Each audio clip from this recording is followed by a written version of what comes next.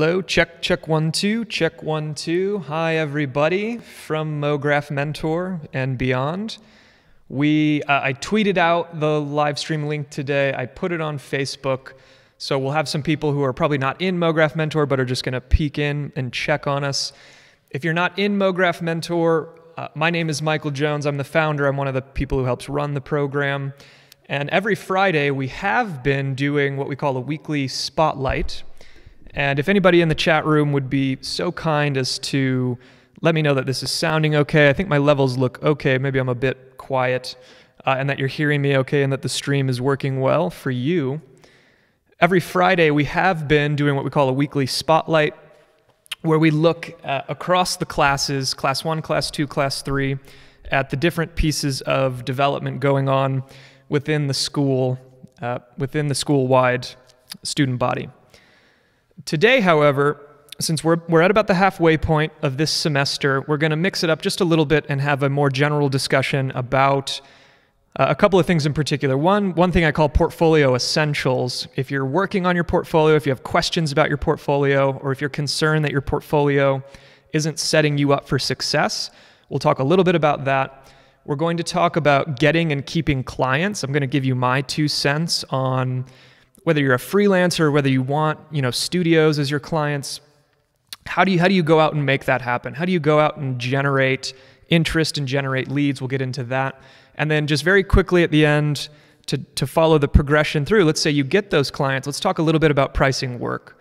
Now, this is stuff that if you're in MoGraph Mentor and you've got access to all the PDFs and all the video lectures, this isn't going to look totally new, but perhaps you haven't looked at that, and it's just helpful to have it in a different form. And if you're just checking in on us today from somewhere on the web, that this information might be helpful to you as well. So somebody let me know in the chat here if the stream is looking okay and you guys are hearing me okay.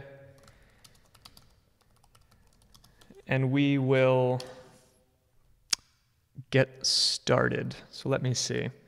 I'm just going to hang out just for a few seconds. If you're watching this recording later, which is how most of our students are catching it, we are international. We've got students everywhere. Dana gives me the thumbs up. Thank you so much, Dana, for that heads up. So as I said, a little bit of a break from the student spotlight this week in hopes of talking about a couple of issues that, oh, my mouse is dying, that have come up in recent weeks in my conversations with graduates of the program, with other students, and that I just think is super, super important. And let me just full screen this guy down on this screen. I call this portfolio essentials, kind of the 101 of what needs to be happening with your portfolio, keeping an eye towards your own goals, your own professional goals. And let's just get some of the easiest, most obvious stuff out of the way. It's about the work. Something that I see that can be, I think, problematic is people who build a website that looks more like they're advertising themselves to be a web designer. There's too much going on. There's widgets everywhere. It really just needs to be about the work. Here's some really good examples from people like Lucas, people like Enrique, Gmonk, where it's literally just an archive. And whether you're using Squarespace, whether you're using Cargo, whether you're going to do it on a WordPress, doesn't matter. What matters is that you are putting yourself front and center. So these examples right here, I think, are really excellent for cutting away everything you do not need and keeping it simple. So what would I say? A clean portfolio can often resemble an archive with little to no additional design elements. And I really believe that to be true, that simplicity is super important. Another thing I talk a lot about with individuals is what should I show? What should be in the portfolio? Especially if you've been doing it for a couple of years and you maybe have a kind of a larger body of work and you've tried different things. You've done some 3D, you've done some VFX, you've done some cell animation. I think a good principle that most people would agree with is to show the work that you want more of. That's my first point here. Show the work that you want more of. So Dana says, so masonry websites are good or bad. Well, masonry, those are just where it's literally like a square of archives. I mean, As long as the work is front and center and it's not hidden behind a bunch of other things that were from a template, then I think it's good. So back to the idea of showing the work that you want more of. If you want 3D work, have 3D work in your portfolio. Do not make art directors, do not make clients guess at the type of work you want to be doing. If you're going to get hired by a client especially, the work that you're going to sell them, you need to have an example of that, okay? People are not going to get to know your whole life story and know that you are, that you're doing a Linda series on C4D, or you're taking an Ash Thorpe class. Like, if you're not ready to show that stuff, then you're not ready to bill those hours. And so it's very simple. Where do you want to go? Where do you want to take it? Do you want to be doing 2D? Do you want to be doing cell? That's what you need to be showing. It's an obvious piece of logic to say it, but I get this conversation quite a bit. The other thing is that quality over quantity. I think there can be an urge. Okay, let's go back to Taylor's question. Taylor's saying, what if you're a generalist and you're decent at a lot of things and want to put food on the table? Yeah, I don't think that saying show the work you want more of means you can only show one type of work. I'm certainly not saying that. If you want to be doing 3D sometimes, 2D sometimes, cell sometimes, like that was my portfolio as a freelancer for many years. There was a wide range of stuff, but everything that was in the portfolio, I was prepared to bill hours on. I was prepared to sell clients that type of work. I was prepared to do C4D work. I was prepared to do VFX work. I was prepared to do 2D, vectory explainer work. So yeah, that's a really good point, Taylor. I'm not saying you can only show one style. Not saying that at all. I get this situation a lot where people will say to me, oh, I really just want to be doing 3D work. And you look at their portfolio and it's almost exclusively 2D explainer videos. And I would say to them, you're really making the client go out on a limb. You're really making the studio go out on a limb to believe that you're prepared to do one thing when you're showing another. So that is a really good clarification, Taylor. I appreciate that.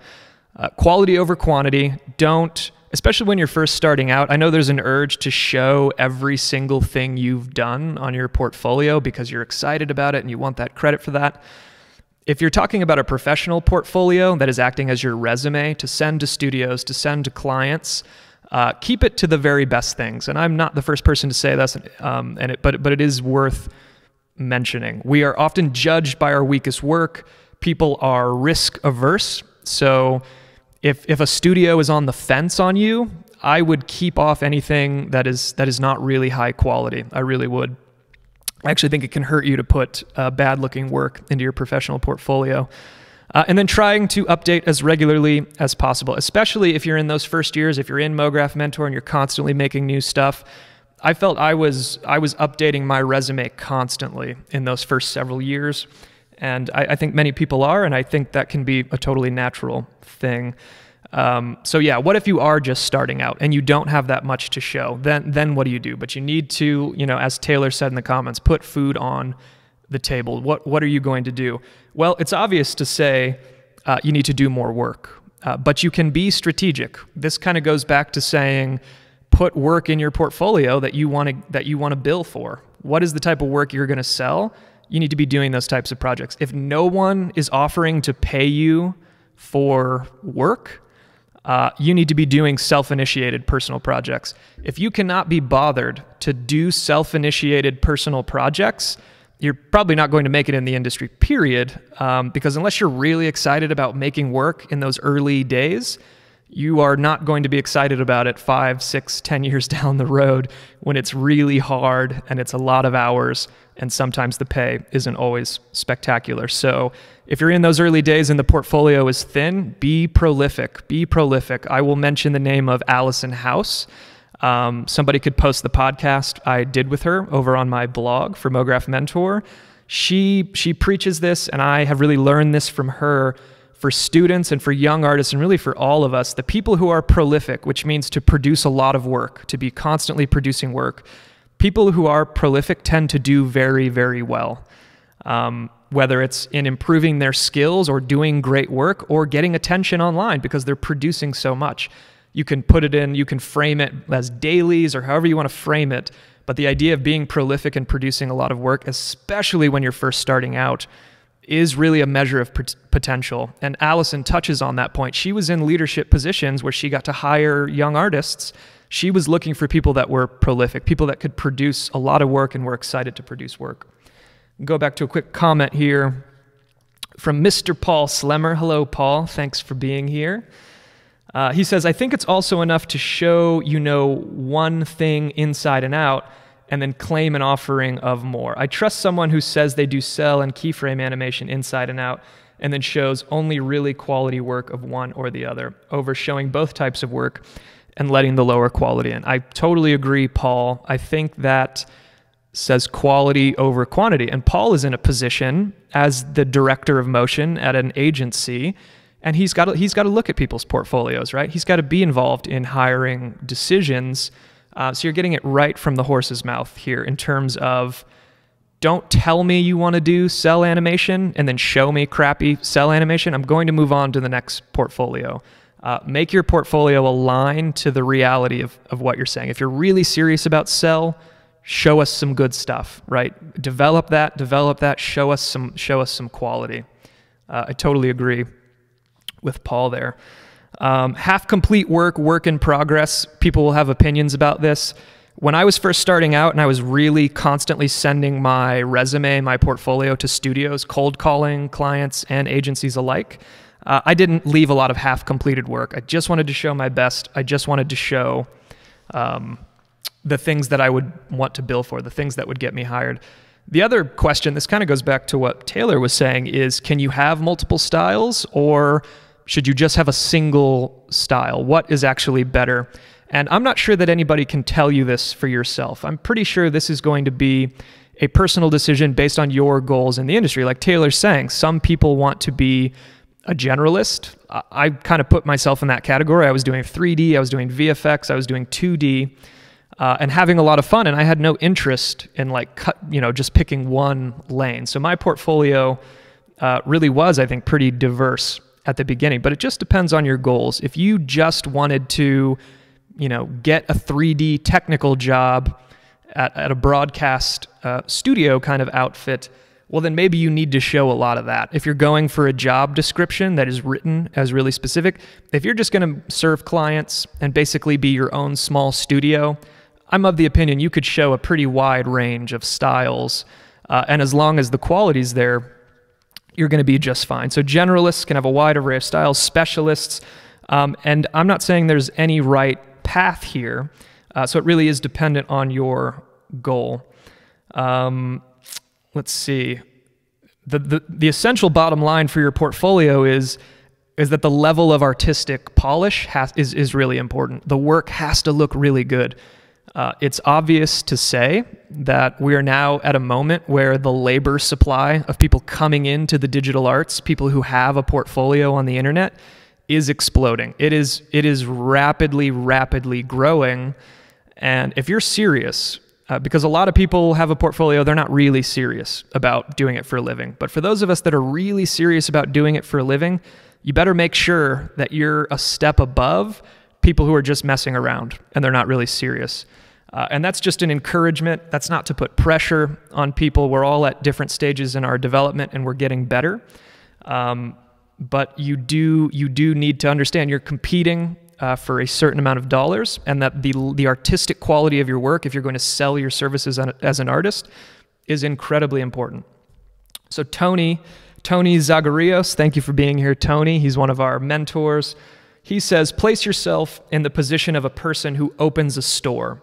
What would you showcase? Sounds so simple, but unfortunately, it is not only about being a great artist, but also what can be sold. You can have an awesome portfolio, but nothing will be useful to any potential customer. So that's a really interesting point as well, Tony, to say that maybe you need to be showing work that would appeal to marketers and appeal to agencies.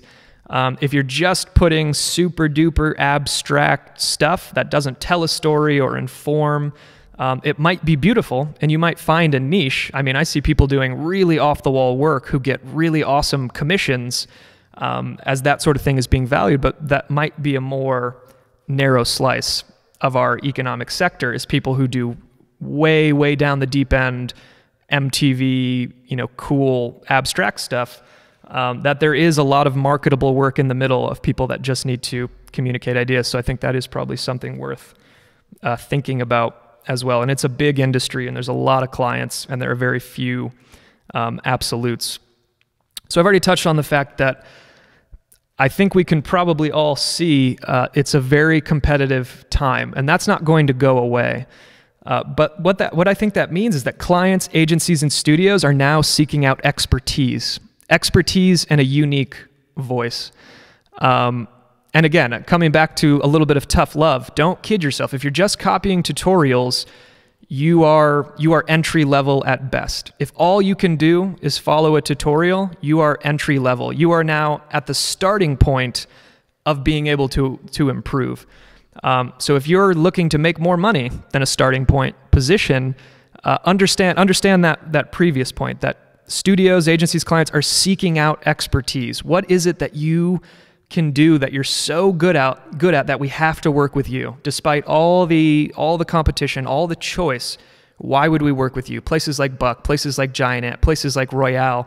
You look at their portfolio and you can easily see, oh, there's quite a bit of expertise going on here. There's clear expertise. They're not just copying what somebody else did. There is a clear and original expertise being practiced by this group of people.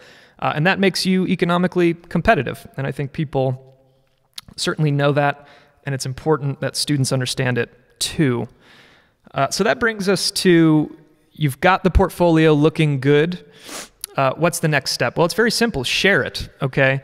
I understand that everybody is not super into Twitter and LinkedIn and Behance and Facebook, and it's fun to hate on it and criticize it. But the reality is that our industry specifically, people who work on computers, they're online all the time too. These platforms are excellent tools for growing your network. I tell students all the time, making a career is really simple. Skills and network. Be really good at something. Be an expert at what you do. You don't have to be a specialist. You could be a generalist, but be very good at what you do, and then have a big network of people that want to hire you for that, right? Have your peers know who you are. The amount of freelance work that I have gotten, not from cold calling, which always has a low rate of return, but from referrals from other working artists, from, even like people like Seth Eckert, who was a friend of mine, and we were just casual online buddies. He has sent me tons of clients. The list goes on and on and on of people who have been willing to drop my name when they were booked and getting me on someone else's radar, right? So let's go back to a couple of the questions here. Paul says, excellent analogy to Tony's comment. So Ben Buchanan, thanks for being here, Ben. Ben's in New Zealand, so it's already Saturday morning, I believe, in New Zealand. Ben says, I haven't been doing this that long, so my volume quality of work isn't great. Is it better to at least have something online or wait until both of those areas improve? Yeah, I think, Ben, it's important to be realistic. Put the best possible work you can in your portfolio. I'm not saying wait until it's Buck quality, wait until it's, gentleman scholar, like the best work in the world. It doesn't have to be that, but your best work, your personal pool of work that you've made, put your best foot forward, whatever that looks like. Even if it's still early, I would be willing to put that stuff out there because it is going to be a snowball effect, Ben, of people seeing one project from you, getting to check it out, then you put up another one, and then another one. And then now you're a year, 2 years down the road, and now you've done the work, right? You've done the work of growing your skills, sharing that, and growing your network. So even those early projects, coming back to this idea of kind of being a bit social with your career and allowing other people to see your work and allowing other people to get to know you, has a certain level of logic to it. Considering, when I interview people and talk to people, so many people's career paths were affected not by a studio going online and finding their work, but by one of their peers referring them or finding an opportunity, or somebody at this studio heard of me, so then we were talking, and then I got to talk to the boss. So I'm advocating for putting yourself out there, and whether you love social media or you hate it, to understand it as an opportunity to grow your network, your professional network, to have sort of a digital Rolodex, I think is probably an appropriate example. So on your portfolio, have a way to be contacted. I do have to say that out loud. It's obvious, but I've seen students' portfolios where then there was no way to get in touch. So that in and of itself can be a bit of a problem. So make sure there's an easy way to connect with you. There's no excuse anymore not to be really, really easy to get a hold of. You do not need a web developer to have a portfolio. You do not need to go spend $5,000 to hire someone to code HTML or CSS. Use Cargo, use Squarespace, use Behance, Vimeo Pro now, WordPress, so you can go buy a $40 template, WordPress template, and upload your content. It's never been easier to get a website up. I'm illiterate to code, and I can build fairly, informational, at least, websites. So there's so many great tools. This is a very short list. Obviously, there are many more. So to wrap up portfolio essentials, keep it simple, be strategic with what you want to show based on where it is you're trying to go. If your unique voice begins to emerge, I would say emphasize it. I actually do think that artists who have a unique voice tend to do better. I look at the portfolio of an Ash Thorpe, of a G-Monk, of a Lucas Brooking, and their work is unmistakably theirs. Like, people like Lucas can choose their job at this point, as far as I'm concerned. There's almost any studio on planet Earth that if Lucas sent them an email and said, hey, I'm willing to come work for you, and here's the rate, he could probably get it. Why? Because he's put in the time, the portfolio is fantastic, he has an excellent reputation, and he's got a unique voice, right? He is an expert, and there's a unique quality going on in his design and animation work, and that makes you incredibly valuable. So this is not really something I ever had that much of, like going back to Taylor's question about being a generalist. I had kind of a bit of everything. I would have probably done better had I had a more unique, distinctive artistic style. So it's not something you can force. It's something that takes years. But if you start to find that path, I would say that's a positive thing. It's competitive. Keep pushing. I mean, do not rest on your laurels in this industry. It's moving quickly. Make it easy for people to connect with you, right? Skills and network. And you don't have to be, some type of front-end developer to make a great portfolio. The tools are there, so there's really no excuse remaining to not have a really good-looking portfolio with a great body of work. So Paul said, in reference to tutorials, I think it limits the type of client you'll get. An end client may hire someone who follows tutorials, but a studio can see through that in a second.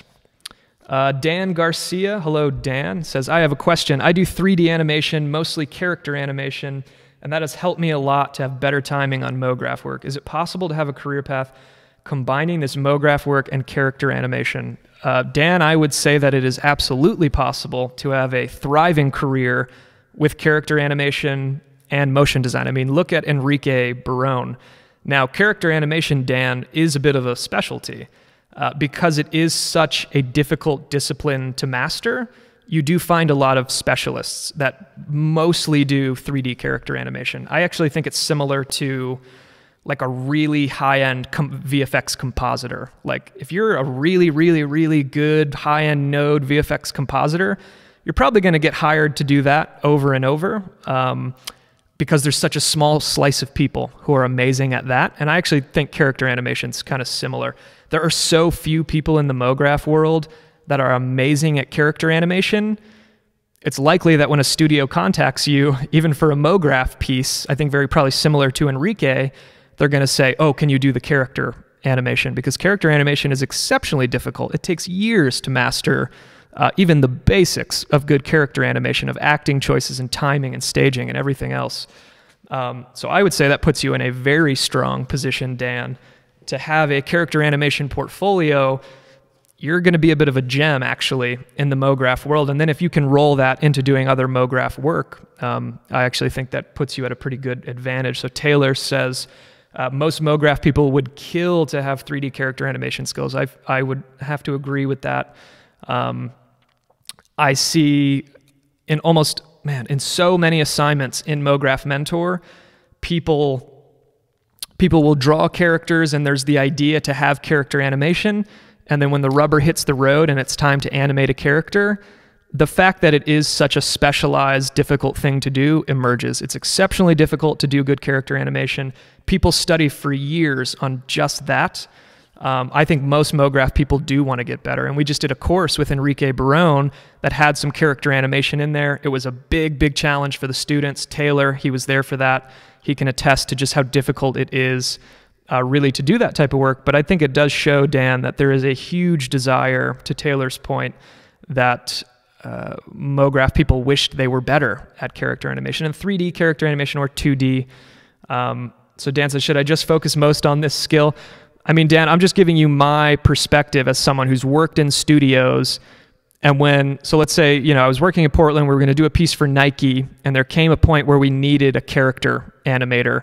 And there's like 10 motion designers in the room, and everybody looks at each other and says, okay, who can do character animation? And we're all like, nope, not us. And the studio manager, he's on emails, he's on phone calls all day trying to find a character animator to bring in. And then when you can finally find someone, you're paying them $200 an hour because they're not easy to come by. So supply and demand. When is the next Enrique class going to run? That is Enrique. I'll say this half joking, just harass him on Twitter. Tell him to do another one before the end of this year. Maybe he's not going to like that I said that. Most likely it'll be towards the beginning of next year. He's got a bit of a busy fall, and we did this first one as a bit of a test. But certainly that's going to be a course that I think he's going to do multiple times. Now, I feel like the next step in this conversation ought to be about just some super practical advice on getting and keeping clients. Now, when I say clients, I kind of do also mean studios. So this is a bit for the freelancers out there. I think this can apply a little bit if you are trying to get a job at a studio, because some of the same principles will apply of growing your network and things like that. But the first thing that I will always advocate for and tell people as the big picture bird's eye view of this is to establish a good reputation. And I mean that on all sides. Business is done by people. Business is about your reputation. Referrals, as I said, one of the biggest drivers of new client inquiries, whether it's from old clients who are happy with the work that you did, or from your peers, which I just could not say enough about, the fact that your peers are going to help grow your network almost more than anybody. And so creating a reputation for quality work, and I say here a kind disposition, but what I really mean is being easy to work with, being a reasonable person who's easy to work with, who's not a prima donna, who's not just an asshole, I guess, just a pain in the ass to work with. I've worked with people like this, and I always scratch my head and wonder where their sense of logic is about how they think this is going to help their career moving forward. A part of that, I think, is also public negativity. Now, this is a bit anecdotal. I don't have any data that says this is true on a broad scale, but I've seen certain people talk negatively about their own clients on the internet and having that client come into contact with that, mostly because somebody outed them, but still it sucks. Like, people mid-job talking crap about the client that they've not even received 100% of the payments yet. I would advise students to be a bit diplomatic when they're on the internet, when they're on these platforms, and just try to be a little bit careful about how extreme you're going to be in terms of negativity towards clients and jobs. I understand that clients they can have weird expectations, and sometimes things can go poorly, and maybe they didn't communicate, and then they ask for a change at the last second. That's not really an excuse for any of us to go online and rant, and clients are morons and clients are idiots. Now, you could probably do that, and your clients would never find out, and you'd probably be fine. I've seen probably 2 or 3 examples where it really did hurt someone, and it really did cost people money. And so I just feel it's worth mentioning. Bad-mouthing old clients or complaining during jobs, I frankly don't find that to be a very attractive attitude, and I think it can get you in trouble. A quality portfolio site, clean and clear, we already went through that. So for the hardcore freelancer, for the person who was kind of like myself, I think Taylor touched on it a little bit in terms of you're going to be a generalist and you got to put food on the table, meaning you're going to go out and get your own businesses. You're not just going to subcontract for a studio or an agency. You're going to go, you're going to work directly with a buyer at Coca-Cola, at Home Depot, at AT&T, Nike, at your local small business, the guy who's a web designer, the new startup out of San Francisco, whatever it is, you're gonna get your check directly from that company, right? For these people who intend to do this, I think your portfolio or your general online presence can go a little bit further. So I say some level of writing about your process. I personally believe that if that's your goal, is to go direct to client, have something about your process. Maybe it's not in the front page of your portfolio, but have a blog on there where you can share a bit of your intellect, a bit of your worldview, a bit of your thoughts. What was your thought process during a project? I have come to believe that that is incredibly helpful for freelance artists when they're trying to go direct to client. Sometimes I've seen people even have a welcome video on the website where I've seen freelancers who basically treat their practice as a small business, as a small studio. I think Seth Eckert's maybe an example of that. People who, they're not really marketing themselves as a freelancer, they're marketing themselves as a small studio where maybe they can hire subs. And I think that's a very legitimate way to go too. You don't have to just work under your name. You can create a studio identity. A blog with thought leadership is another point. Why are you to be trusted?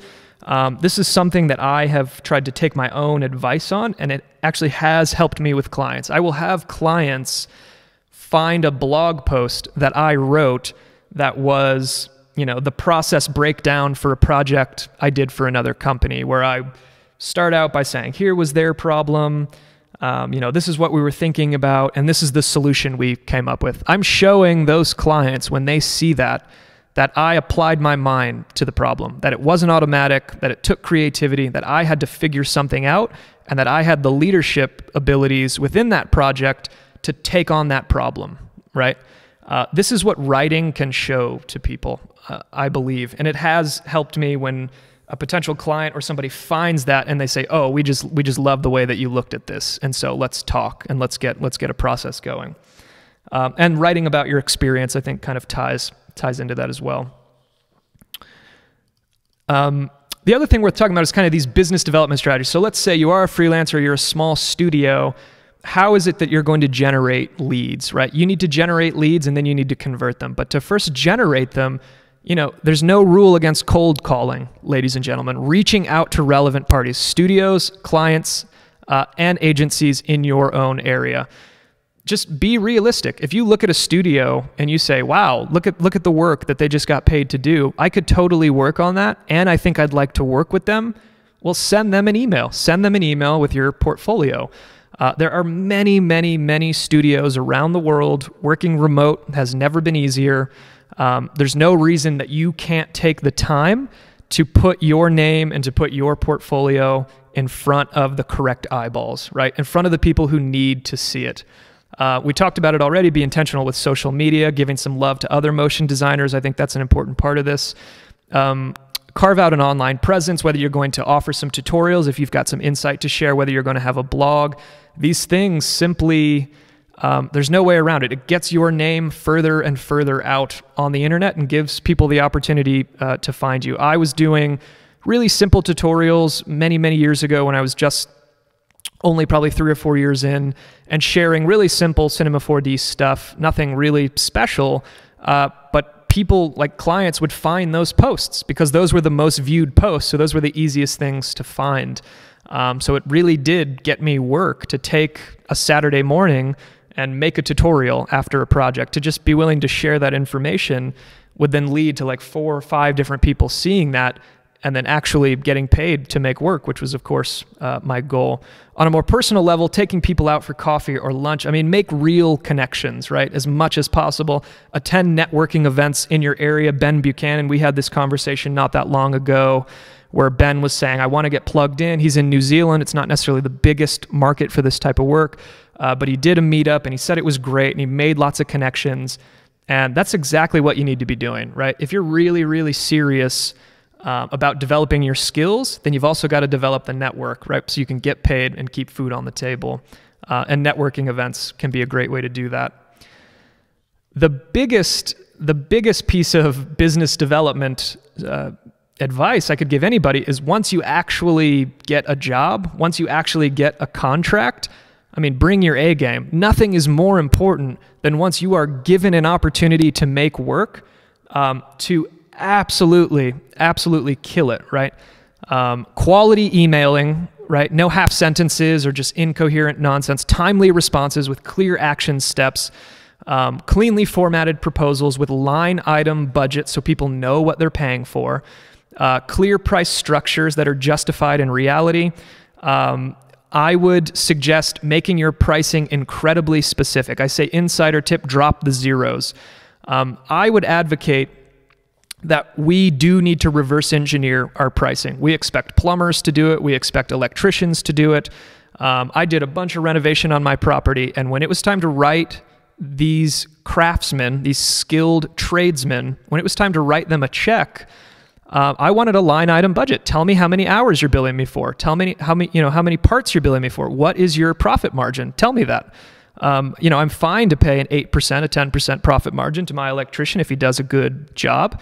But I have a right to know that as the consumer. And I don't think it's any different in the digital arts. I think we need to be giving line item budgets and justifying what we're charging for. So if it's guessing the hour, if it's value-based pricing, that's okay too. You can tell a client, hey, I did this illustration, this edit for the front of your, front page of your editorial piece, and you're going to run this 200,000 times, and 200,000 people are going to see it. I'm going to put a price on those people. Maybe it's a few cents, but I'm going to get compensated for that. It's not an argument against value-based pricing in any sense, but just simply having a justification. So I say drop the zeros more as an encouragement to think specifically, to get specific with your prices, not to just arbitrarily say like, oh, I think I'll do this, but really I need 10,000. It's like, well, could you just take a half an hour and reverse engineer and think about the days you're going to be working on it? And that's essentially what I'm advocating for, is a sort of logic-based, be specific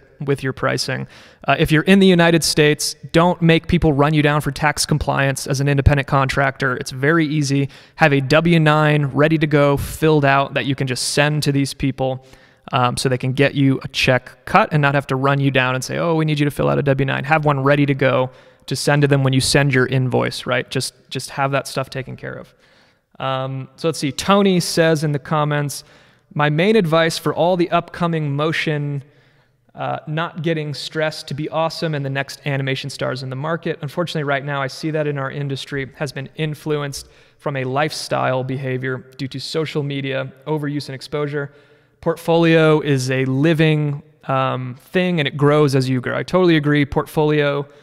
Your portfolio is a living document. I mean, you're going to be updating it constantly as you work. Being prolific, I think, is a part of that as well.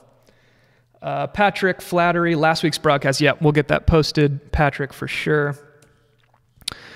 So, I mean, this part of it is really coming down to doing the work, right? Nothing matters more than building strong client relationships than your performance during the production. Exceed expectations. A slight tangent here to say, MoGraph Mentor as a program is about getting every single person into a place to exceed expectations on design quality, animation, and then on the professional side of it, how good you were at answering emails, how good you were at serving all their various needs of solving their problem. We want you to exceed expectations and then delivering on time. To me, this is absolutely paramount. If you set an expectation for March the 10th, we're going to be done.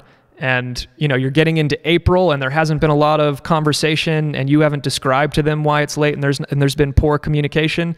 It's basically a guarantee they're very upset with you and they're not going to want to work with you. The biggest sensitivity clients will have, even more than design quality, because a lot of them are not designers, a lot of them are not animators. They might not be able to appreciate every single fine detail you put in.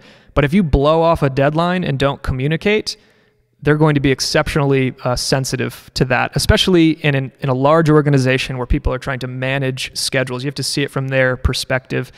And maintaining a positive attitude. Yes, even through feedback reviews. This is a mistake I made early in my career, and I just vowed to never make it again. You can sometimes get to the end of a long project. Things maybe did not go well. Maybe the client didn't communicate well. Maybe it wasn't your fault. As a professional, you need to be a professional all the way to the end. Even if that means the project was so bad that you have to tell them, I'm sorry to tell you this, but we've already done every single round of revisions that we billed for, and now everything from here on out is going to have to be billed at a day rate of $500. That's what I typically do with clients. And I have had projects blow up and disintegrate to a really nasty point, but I am committed to maintaining a positive attitude and not being a jerk, okay? Not being rude, not letting my frustrations show. If I need to vent, I'll go talk to my wife or go do something else. I'm not going to display a crappy attitude to a paying client, because even if that project didn't go well, I still want their recommendation for somebody else. As crazy as it sounds, that's just my general disposition when it comes to running a freelance business, and then delivering a great final product is incredibly important. After you deliver that final product, try to stay on people's radar, right? Social media, check-in email, whatever it is, even a quarterly newsletter I'll see studios do. If they contact you later and they've got another job and you're already booked and you can't take that next job, something I will do personally is make a small effort, no more than 10 to 15 minutes, to try to give that job to a trusted peer. My disposition on this is that if I help them solve their problem, let's say I'm booked, but I say, oh, you've got to talk to Seth Eckert. I just G-chatted him and he's available to work on this project. And then they work with Seth and then they have a great experience and they get their problem solved. They're going to remember that I helped them, even though I didn't gain financially, that I helped them solve their problem. And I'm going to stay in their good graces, because the thing that I have learned about this industry and about these businesses is that the marketing machine and the communications machine and the advertising machine of every business doesn't stop. It's 4 seasons. It doesn't matter how much money they spent to make a commercial. In 6 months, it's like it never happened, and they've got to spend a lot more money on more advertising. So if you're thinking about this with a long-term perspective, if I'm booked, I'll help a client find the right person, because 6 months, 8 months, a year, 2 years, 5 years, maybe there's going to be a payday coming for me, and I want to stay in the good graces of these organizations, because until they go out of business, they're going to be spending marketing and communications dollars, and I want to be a preferred vendor when those checks are written.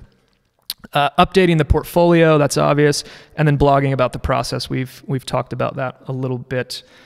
So make an intentional effort to find new business. Have skills, improve your skills, and then grow your network. So what we're talking about here is really growing your network. Your reputation is built through your relationships and your performances during a production. Be organized. Have your proposals, your invoices, your tax stuff, your budgets. Perform like a pro and stay positive. That, to me, is the general framework that I have taken with me for a number of years. So Dan has a question here. He says, when you do that, pass the work to another freelancer, do you have a review with this guy to keep the quality the client is expecting? I see what you're saying, Dan. Yes. So that's why I think I use the word trusted peer in that one. Certainly don't recommend someone who can't do the job. And if you don't know anybody, okay, you can't recommend anybody. You don't have anybody on your radar. But, me and Seth were doing really similar work.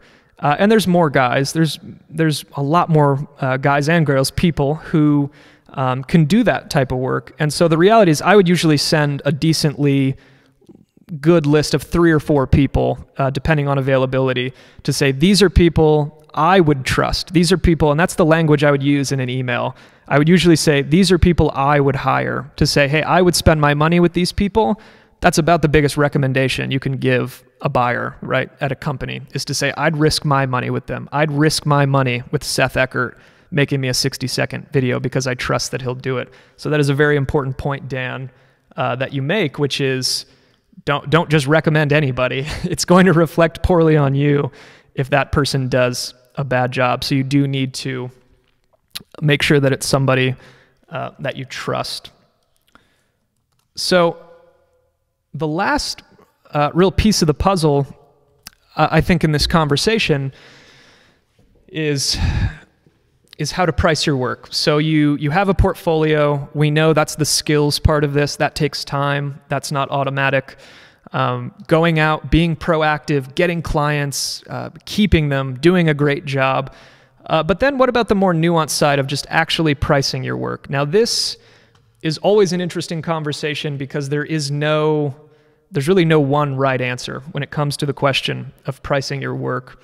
But I think there is a general framework that can be helpful to you. So Dan says, I asked because it happened to me and I ended up reviewing other people's work. I totally agree, Dan. You've got to vet your preferred vendors, people that you would recommend. If their work isn't good, I certainly wouldn't put my name on them or my stamp of approval. So I always like to start with this quote by Jonathan Swift, who says that a wise man should have money in his head, but not in his heart. And I take that as just very pragmatic advice that those who don't talk about money don't make it. The biggest thing that I see, and I saw it in myself when I was first starting out, is how sheepish young artists can feel about charging money for their services. That there's kind of this mentality of like, it costs $3,000, is that okay? Like, I'll see people use qualifying language when they begin to talk about money to try to hedge against, oh, well, no, if that's too expensive, we'll bring it way, way down, which tells clients you're very new, you're very green, and that you don't really know what your time is worth. You don't really know what you're worth. So my encouragement is for people to, if you want to get past that sheepishness about talking about money, to think about some of these things and maybe even write some of these things down internally to create your own pricing framework in a very clear way that you can take with you and adjust, I think, for years to come. So the biggest thing I would advocate is have money conversations early in the process. We all know how this goes, right? You get an email. Okay, how much does a 1-minute video cost? The email might say. This is often a good opportunity to throw out your key price range wherever you are in your career. And so for me, my development on this was like, when I would get that email and I had 4 years of experience, it was like, well, I'll do a 60-second video and I'll do the voiceover and I'll do the storyboard and I'll really do everything top to bottom for $5,000. Now, that's a very low sum of money, really. I mean, it's not going to be huge quality. It's going to be one person working on it for 3 or 4 weeks.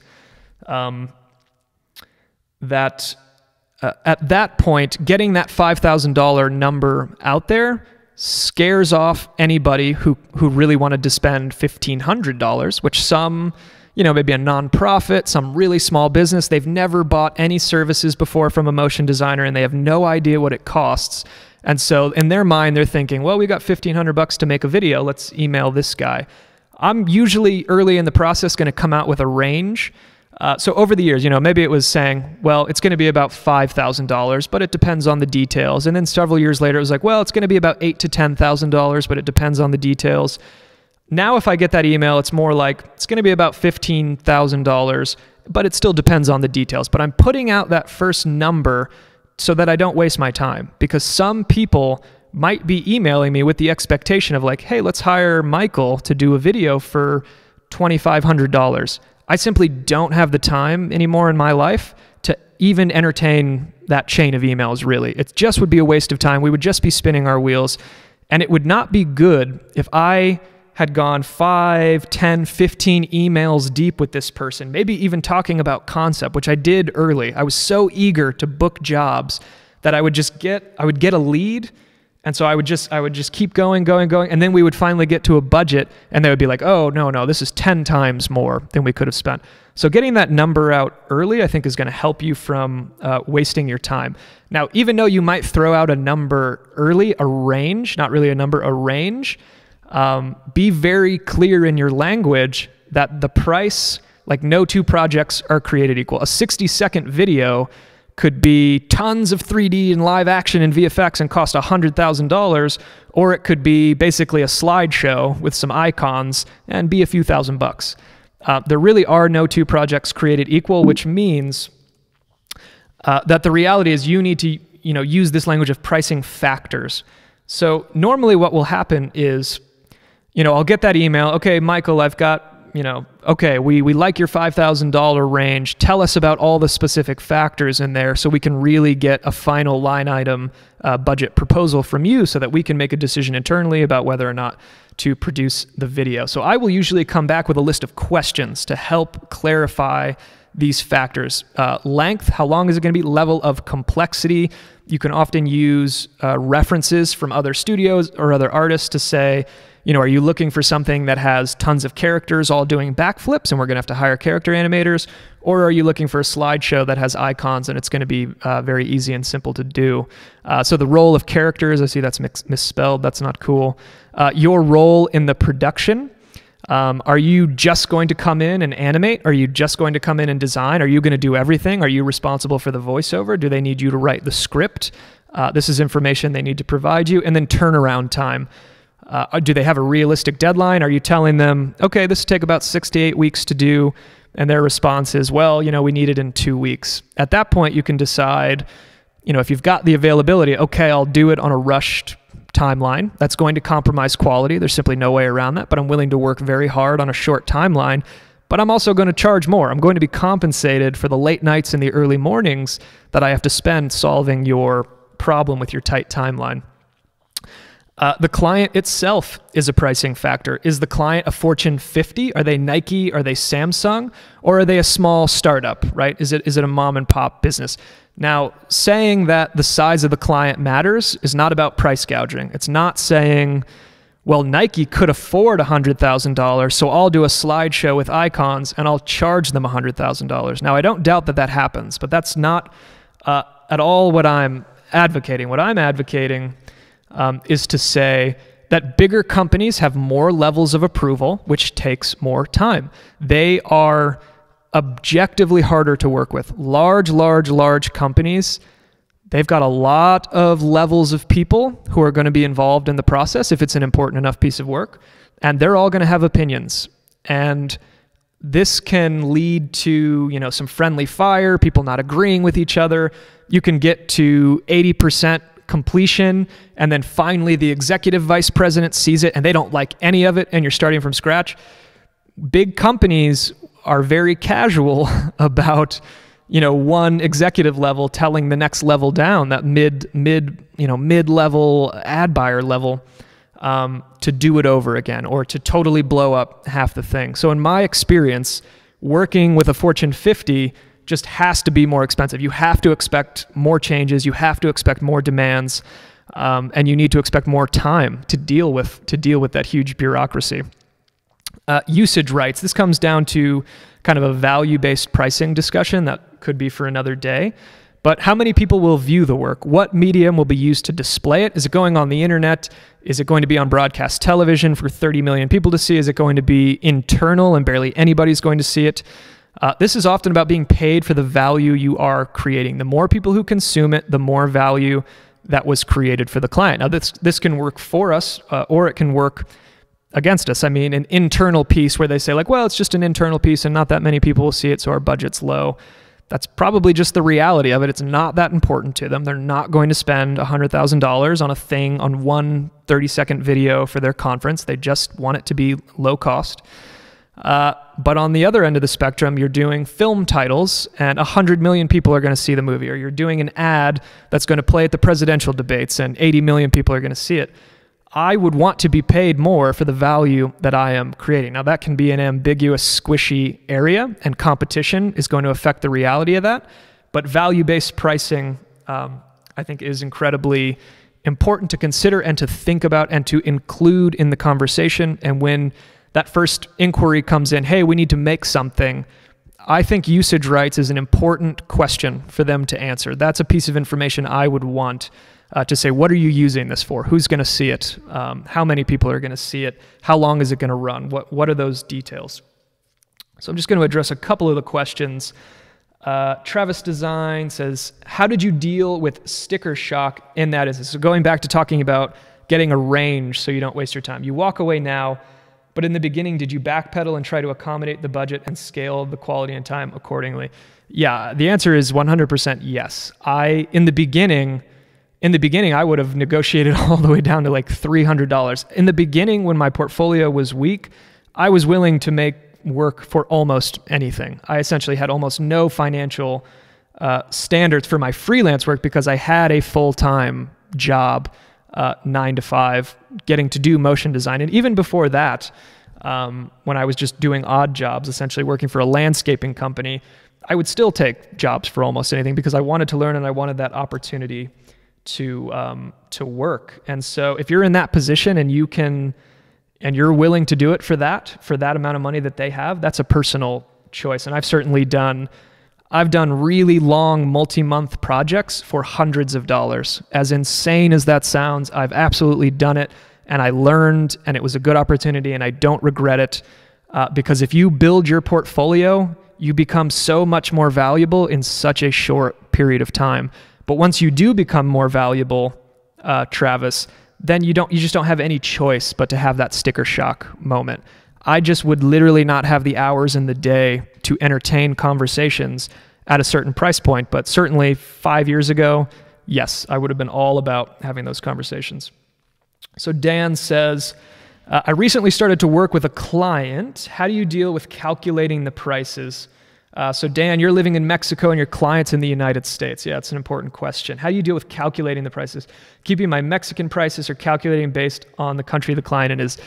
Yeah, so if your client is in the United States, you need to be building your prices around USD, around United States dollars. You need to charge them and they need to pay the value in US dollars. That's what they're used to paying. That's what they're used to buying their communications and advertising work in. They do all their business in USD.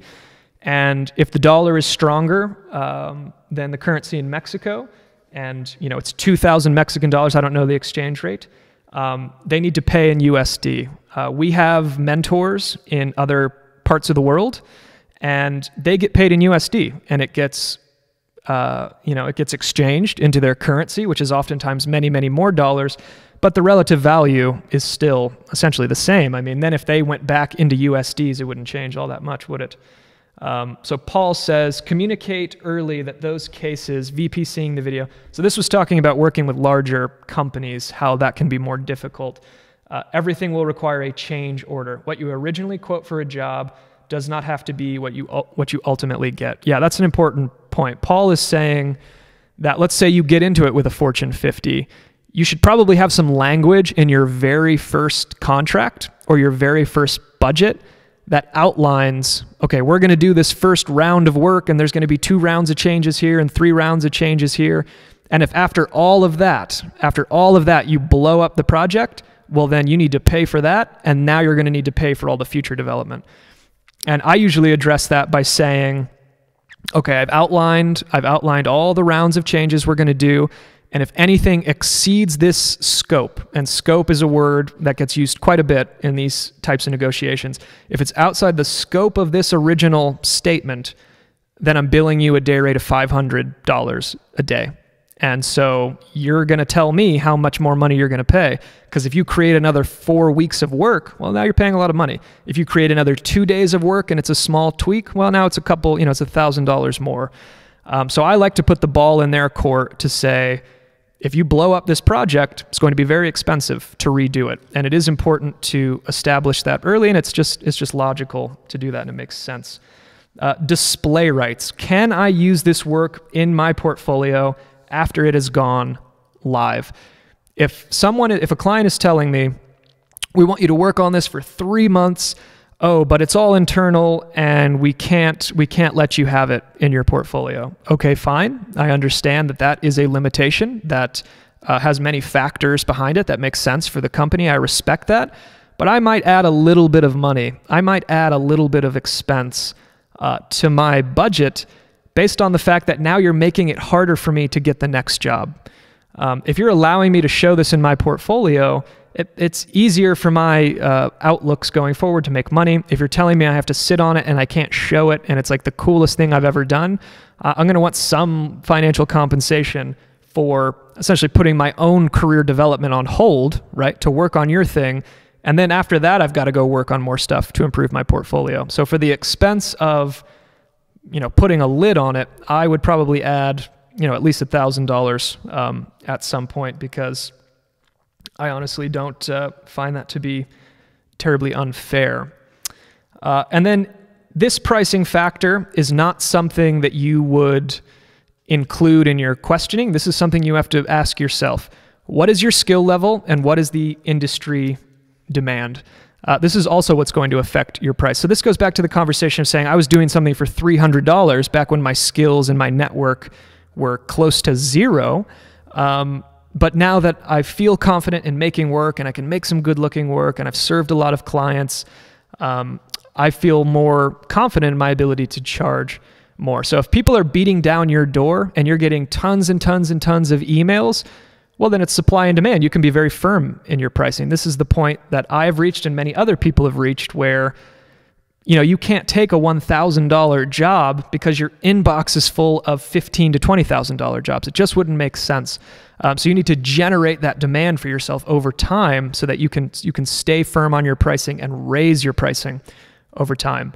Are you looking to improve your portfolio? The most important thing to do is a lot of work. So if you're totally green and you're totally new, maybe you're going to take a little bit less. Yes, maybe you will make a project that maybe should have been paid a little bit more, but your portfolio and your network and your skill level and you didn't have any other choices, that's going to happen. That is part of it. That happens in every industry. I would be hard pressed to think of an industry where entry-level people do not earn significantly less than people who have an expertise. Doing simple projects at lower price points can be a great way to build trust with a client, which can often lead to bigger opportunities. I've experienced this, many of other people have experienced this, that it is a snowball effect over time, that you are building not only your portfolio, but your reputation of being able to produce work and do it on time. So a quick word on inquiries coming in. They can be vague. We've talked about it already a little bit. They email you and say, hi, I'm looking to create a video for my website. I just wanted to see if you were available and I want to know how much it costs. My response usually is something along the lines of, thank you for reaching out. I appreciate your kind words. I am currently available, but I would love to learn more about what you are looking to accomplish with this video. And that is a phrase I use just constantly now. What are you looking to accomplish? This gets right to the heart of acknowledging they have a problem and acknowledging they have a goal, right? I don't start by saying, hey, what style do you want to do? That is a secondary question. The first question is, what are you hoping that this will accomplish? What outcome would you like to see from you spending this $15,000 on this video? What's your goal here? What are you looking to accomplish, right? And then I'd say, I'd love to set up a call or Skype and hear more. And I will usually include an action step with a concrete time to say, hey, thank you for reaching out. Love to get on a Skype call so we can do some discovery and I can ask you some questions about these pricing factors. How's Thursday morning at 9 a.m. to Skype type of thing, just to get the ball rolling. So now we have this question about, well, how much do you actually charge? What are the ranges here? And you can have hourly rates, which kind of turn into day rates to some extent, and then project rates. On hourly rates, and this is a conversation me and Alex Maypar were just having with a graduate.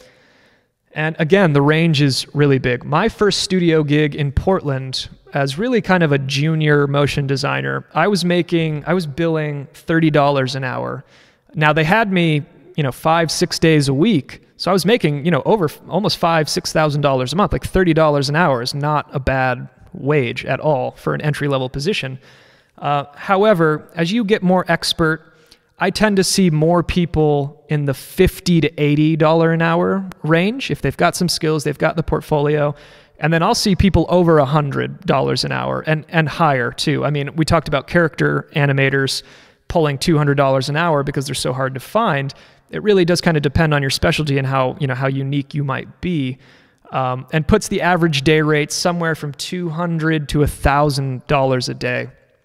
on a day rate. So I'll say to students, I'll say to people who just have a few things in the portfolio, anything north of $20 an hour, and you've got the time and you're looking for the opportunities, anything north of, $20 an hour might be wise to pursue. I mean, it's a legitimate amount of money to be paid to sit at a computer and to make work. But as your skills grow, you're going to see that number go up very, very, very quickly. And then project rates. Project rates, I tend to think you make a higher hourly rate. Project rates, when you're going direct to client, don't punish you for being fast. So if you make a video really, really quickly, you still make the project rate. You didn't bill them hourly. And so me personally, if I go direct to client, I will charge a project rate. However, if a studio hires me to do something incredibly specific, I will respect an hourly rate or a day rate because that really works for their economics. They can't commit to saying, well, we need you to animate on this, but we don't really know how long it'll take, and just kind of like, let's see how it goes. It's just not realistic that you come back and say, well, I want $5,000 and it doesn't matter how long it takes. It's just not going to happen. So I am adaptable to the specific opportunity before me. On project rates, again, it goes back to those pricing factors. It goes back to pricing for value. It goes back to pricing for your skill level. I mean, my progression as a freelancer of doing direct-to-client videos was hundreds of dollars, the laughably low end at the beginning, to hovering around $3,000 to $6,000 for about a year and a half, then hovering around the $7,000 to $9,000 for about a year and a half, and then really kind of being in the $10,000 to $15,000 range when I do a freelance project more recently. So again, the project rate is something that you've got to snowball, something that you've got to build. And even saying, oh, $15,000, that's a really low budget video by the standards of a studio, where you're really talking $30,000 to $45,000 as a minimum to work with an agency that has multiple employees, because you got to keep the lights on and it's just expensive to run those types of businesses. So depending on pricing factors, a project rate could be anywhere from $500 to $50,000, or obviously much, much, much higher. If you are just one lone individual freelancing, probably you have to be pretty kick-ass to get a $50,000 commission. You know, those are the Ashthorpes and the Jorge Estradas of the world getting those. I think a respectable amount of money as an individual freelancer is going to be in the multi-$1,000 range, something you can comfortably pay your bills on, save for your future, and invest in your own retirement, which I think is probably worthy of another conversation on another day. And I already sort of went through some of that progression of how your pricing changes over time. So just to kind of wrap up, every project has a long list of variables that will determine price that we talked about. Upon initial correspondence, try to save yourself time by making sure you're a good fit, you and the client. It's not to say that they're cheap, but sometimes clients are very small. The video is only going to be used internally for one day, so they have a very small budget for it, because in the larger context of what they're looking at, it's really only worth that.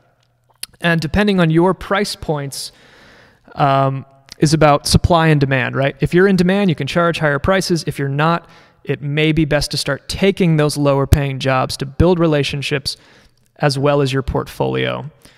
So just a quick review: length, level of complexity, characters, it's misspelled, sorry, your role in the production, turnaround time, the client, usage rights, display rights, your skill level, and industry demand.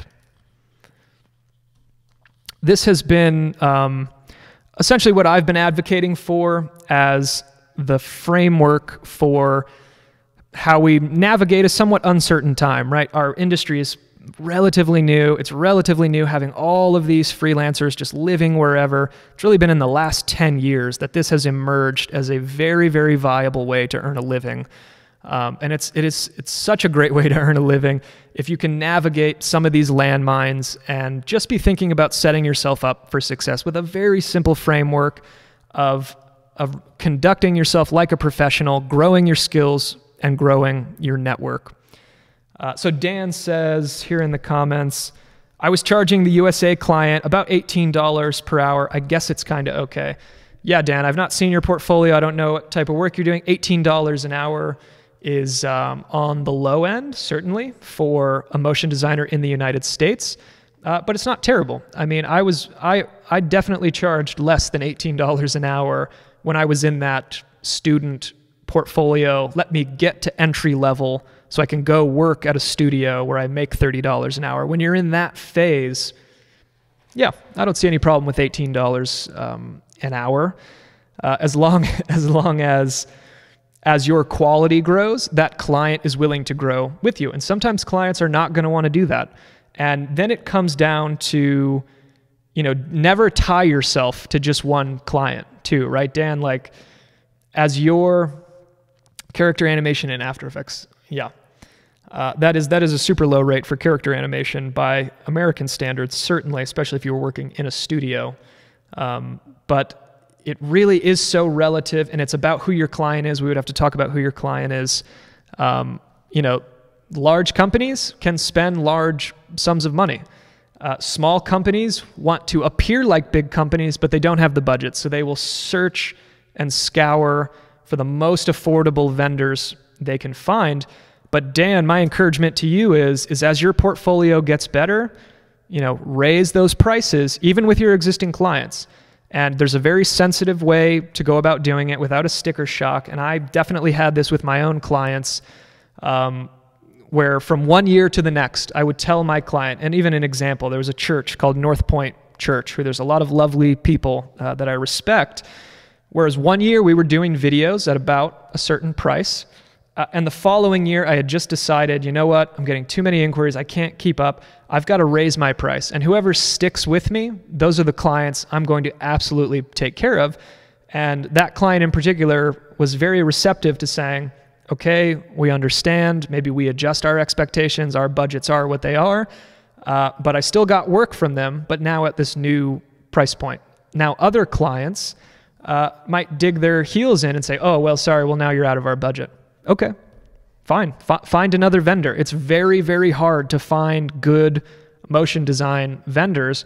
I feel confident enough in that statement to stick to my pricing after a couple of years. And in a lot of those instances, you'll end up having people come back around and say like, oh, okay, well, we can make it work, because the reality of supply and demand is going to come crashing into their expectations if they can't find a suitable replacement for you. And if you're doing really, really quality work at an affordable price, they're going to have a very hard time replacing you. So I think you'll find more often than not clients trying to keep their preferred vendors, even with modest price increases, trying to keep their preferred vendors in their network, because it's a lot of work to replace a preferred vendor, especially in the digital arts. Finding someone who can make you a video for $10,000 that looks like it costs $50,000 is often a very difficult challenge for these businesses. So I would certainly say that if you are competent, if your work is good, if you treat people well, if you're a professional, you have a heck of a lot of leverage right now, despite all the competition, despite all the people doing tutorials and having a portfolio. 75% of what you see is not good. 75% of what you see is people learning, and that's okay. But as more people are coming in, there still is certainly leverage for digital artists to get paid what they're worth. So that is our Friday, week 6 now. Wow, we're already halfway through this semester. I really just wanted to talk about those portfolio essentials, talking about getting and keeping clients, and talking about these pricing factors, that once you get those clients, what should things cost? So that is, we'll kind of wrap it up there. If anybody has any questions, I'll hang out for just a few moments. Thank you to everybody who decided to hang out, our mentors, our students. Ben, great to see you. Paul, Tony, thank you. Patrick Flaherty, thank you so much. Patrick, thank you for the reminder. I'll make sure that last week's live stream is in the queue. I thought it was. I'll have to take a look at that. And if you're not in MoGraph Mentor, but you just decided to stop by and kind of see what we were chatting about this Friday, thank you for stopping by. Halfway through this semester, so much incredible work. We'll probably do a spotlight next week, because there's going to be so much interesting animation frames to look at from Class 1, as well as Class 2 students getting into their motion identity pre-production now. And then in class 3, working on their thesis films. We're going to see more animatics, we're going to see more storyboards and more development. So that is exciting as well. Ben Buchanan, some love to you. I saw on Slack you working on texturing and lighting your frames. Absolutely gorgeous, Ben. Super excited to see your film take shape. One question here. Travis Design says, contracts, do you use them? Yes, absolutely. Absolutely, contracts are a good thing to use. You can Google basic templates, basic work for hire agreements, which certainly could be called binding contracts. I've been reading a lot of interesting information online about how even an email chain, even an email agreement can be used contractually in a court of law now. So in terms of hiring people, I remember when I got one of my first staff jobs, my boss emailed me and said, I just need you in the following email to respond like a certain sentence to say, yes, I take the position. And I did that, and that for them was enough actually to call that like a binding first agreement. Still, there were other, tax documents, things to sign. But in terms of freelancers, like let's say Home Depot says, Travis, we want to hire you and pay you $10,000 to make a 60-second video. And then in the next email, you say, okay, yep, sounds great. We're going to start on March the 10th. And then you have all your other emails where clearly you're producing work, clearly you're sending them information. And then at the very end, they go silent, right? You send them an invoice for the remaining $5,000 because you got the other $5,000 up front, which you should always do, 50% up front. And they just stiff you. Just that email chain has, in a few instances, been enough to be counted as an agreement, that you made an agreement on paper, right? It's digital, but you and the client wrote out an agreement. And if you can clearly show that you're stiffing you actually have a very strong case. Now, you could just take it right over the top and never have to worry about even the email correspondence by having a simple agreement, a simple saying, here's the work we're going to do, here's the rounds of revisions. If it goes over this, it's an extra $500. And if you don't mind, go ahead and sign your name at the bottom of that. Now, that's an agreement. That's a contract to say, here were the dates that you were going to get paid, here were the dates that you were going to deliver materials. And so worst case scenario, you have to get a lawyer involved. Having a contract is an excellent way to scare the crap out of the client of knowing they have no choice but to pay you or they're going to spend. But some clients will even be total jerks. And I've seen these examples too online of just saying like, well, we have lots of lawyers, so let's go. And that sucks. But having a contract in those instances is goal number one. The secondary protection is your correspondence. So I don't think you can really delete an email anymore, but like save your correspondence between you and a client through the whole process. That in and of itself creates material evidence for that financial interaction that you could take to court, legitimately take to court. So that's an excellent question, Travis. That should be probably a conversation for another day. Thank you, everybody, for coming out. Ben, thank you so much. Dan, thank you for the love. Let's see. Ben says, I just had a very long email chain, a book project. At the end of the discussion, we just printed the email chain, initial each page, and scanned it. Easy. Ben, that's Ben Elliott telling us that. Yeah, that speaks to, I kind of think what I'm talking about here, Ben, which is there's already been an established precedent for email correspondence as material evidence in contractual situations. So like even Ben saying, scanning and putting your name, initialing that correspondence, then I assume to prove that really, then they couldn't deny and say, oh, that wasn't our email. We didn't say that if they actually had to initial it. So I understand that sometimes it can seem like a lot of extra work to do all that at the beginning of a project. I will say there are some clients I have such a proven history with, meaning I've done projects for them, they've paid me on time, so I trust them. So there are some clients where they will say, okay, we're going to do this, we're going to do our annual video, you did it last year, let's do it again. In those instances, I do not force them to sign a contract. I feel confident that our email correspondence is enough evidence of our agreement. And there hasn't been a problem in that strategy for me of If it's somebody totally new and it's a big company and I'm like, oh, I've never worked with these people, I don't have any relationship with the people inside the company, then yes, you need to protect yourself because sadly, companies will stiff artists and feel they can get away with it, especially if artists are flippant about the professional side of the interaction and don't take the time to cover themselves appropriately. So that is an excellent point to raise, Ben, on that front. I think we'll probably keep alternating some of our live weekly stuff. We'll probably get back to the spotlight just internally for students.